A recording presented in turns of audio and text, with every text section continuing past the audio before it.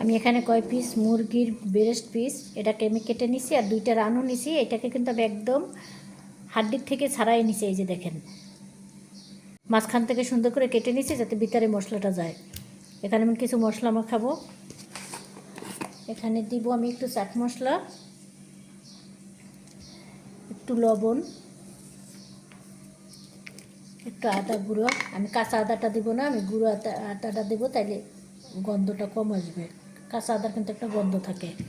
একটু রসুন, এখানে একটু রসুন দিলাম, একটু ধনিয়ার গুঁড়া দিব, আর দিব মরিচের গুঁড়ো।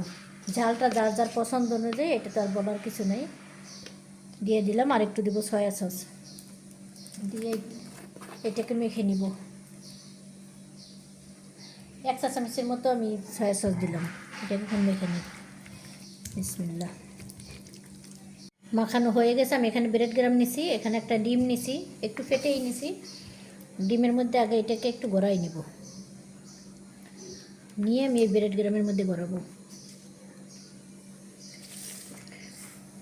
এটা ডান হাত দিয়ে করা যাবে না, একটু বাম হাত দিয়ে আমার ধোয়া আছে।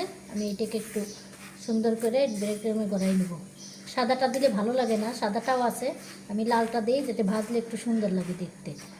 কারণ যদি একটু লাল হয়, সুন্দর হয়, তাহলে বাচ্চারা খেতে কিন্তু এটা পছন্দ করে। আমি একটা ট্রের মধ্যে রেখে দিব।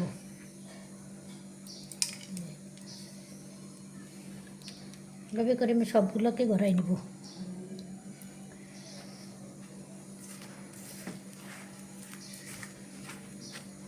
যে আমার গোস্তগুলা, এখন আমি এইটাকে ভেজে নিব। এইটা ভাজলে একদম মুসমুসো হবে। এইটা একটুখানি রেস্টে রেখে দিতে হয়।